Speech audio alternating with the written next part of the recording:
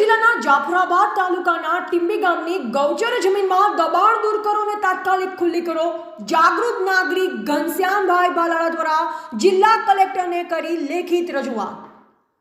જાફરાબાદ તાલુકાના ટીંબી સૌથી મોટું ગૌચર ધરાવતું ગામ છે। ગામમાં મુખ્ય વ્યવસાય તરીકે ધંધા સાથે ખેતી અને પશુપાલન છે। આજે ટીંબી ગામમાં ચારે દિશામાં 1200 થી 1400 વીઘા જમીન ગૌચર આવેલ છે, જેમાં કેટલાક આસામીઓએ બિનકાયદેસર દબાણ કરી જમીન વાળી લીધી છે।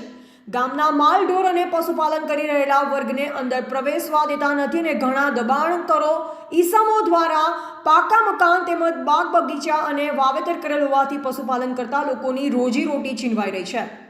ગીર સોમનાથ જિલ્લામાં કલેક્ટર દ્વારા ગૌચરની જમીન ખાલી કરવામાં આવે તો અમરેલી તંત્ર દ્વારા કેમ નહીં? અનેકો વાર રજૂઆત કરવા છતાં તંત્ર ચૂપ છે તેવું ઘનશ્યામ ભાલાળા દ્વારા કહેવામાં આવ્યું છે। ખેડૂતો, ખેત મજૂરો, પશુપાલકો તેમજ માલધારી વગેરે અન્ય સમાજને કુટુંબનું ગુજરાન ચલાવતા હોય અને ન ધણિયાતી ગાયોને ના છૂટકે રોડ રસ્તા પર ભટકવું પડે છે। ખેડૂતોના મુખ્ય રસ્તા દબાણના લીધે સાંકડા અને ગલી જેવા થઈ રહ્યા છે। માલધારી સમાજના ઘેટા બકરાનો ધંધો ભાંગવાને આરે છે। ગૌચર દબાણના લીધે ગૌધનને છૂટકે ગામની અંદર અથવા તો રોડ ઉપર આમ તેમ ભટકી મજબૂર થવું પડે છે। પશુધન અને પશુપાલકોને ગૌચરના લીધે બહાર હિજરત કરવાનો વારો આવે તેમ છે। આવા ગૌચર બાબતે ટીંબી ગામના અનેક પ્રશ્ન અંગે સરકારશ્રીના નીતિ નિયમને કાયદાની જોગવાઈ મુજબ સરકારના સંબંધિત કચેરીના અધિકારીઓ મારફત સ્થળ તપાસ કરાવી જરૂર જણાય તો લેન્ડ ગ્રેબિંગ કાયદાની જોગવાઈ હેઠળ ટીંબી ગામનું તમામ ગૌચર ખુલ્લું થઈ શકે તેમ છે।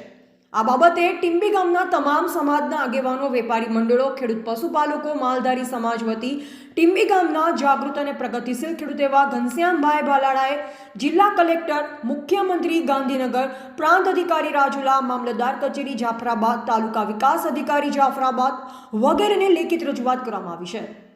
રિપોર્ટર બિપિન રાઠોડ, જિલ્લા બ્યુરો ચીફ, અમરેલી। આજે અમારા તમામ સમાજના ખેડૂતને ટીંબી ગામના એક જ પ્રશ્ન છે ગૌચર બાબતનો। ટીંબી જાફરાબાદ તાલુકાનું મોટામાં મોટું ગૌચર ધરાવતું ગામ છે। અંદાજે 1200 થી 1400 વીઘા ગૌચર ટીંબી ગામનું છે। આજે ગૌચરમાં લોકોએ બધાએ વાળી લીધા છે। માલ ઢોર પશુપાલન કરતા લોકોને વાળેલા ખેતરમાં પ્રવેશ આપતા નથી અને બાગ બગીચા અને પાકા મકાન અમુક જગ્યાએ બની ગયા છે। આજે પશુપાલન કરતા લોકોની રોજીરોટી છીનવાઈ ગઈ છે અને પશુપાલન ઘેટા બકરાનો જે ધંધો કરે છે એ લોકોને ફરજિયાત હિજરત કરી, ધંધો બંધ કરી અને બહાર સિટીમાં હિજરત કરે એવી પરિસ્થિતિ છે અને ખેડૂતોના સાંકડા કેળા થઈ ગયા છે, ગલીમાં જાય એવી પરિસ્થિતિ થાય છે।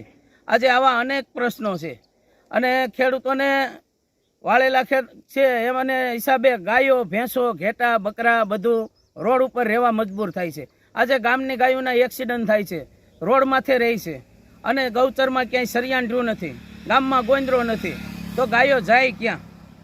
આજે અમારા તમામ ગામની લોક માંગણી એક જ છે કે ટીંબી ગામનું ગૌચર ખાલી કરે। આજે ગીર સોમનાથ જિલ્લાના કલેક્ટરે જો ગીર સોમનાથ જિલ્લામાં એટલું કરી અને જો ગાયો માટે સારું કર્યું હોય તો અમરેલી તંત્રને ક્યાં પેટમાં દુખે છે એવું અમારા તમામ ખેડૂતોને કહેવું છે કે આજે મેં અમરેલી જિલ્લાના કલેક્ટર, મામલતદાર, ડીડીઓ તથા ટીડીઓ સાહેબને અને મુખ્યમંત્રીને લેખિતમાં રજૂઆત કરી છે। 2-3 વખત લેખિતમાં રજૂઆત કરવા છતાં તંત્રને પેટમાં પાણી હલતું નથી। આજે ખેડૂતોને આ ગૌચરને હિસાબે ને પશુપાલનનો ધંધો ભાંગવાને આરે છે, ત્યારે અમારે તમામ ખેડૂતોને એક જ માંગ છે કે તાત્કાલિક ગૌચર ખાલી કરે। જય કિસાન, જય ભારત।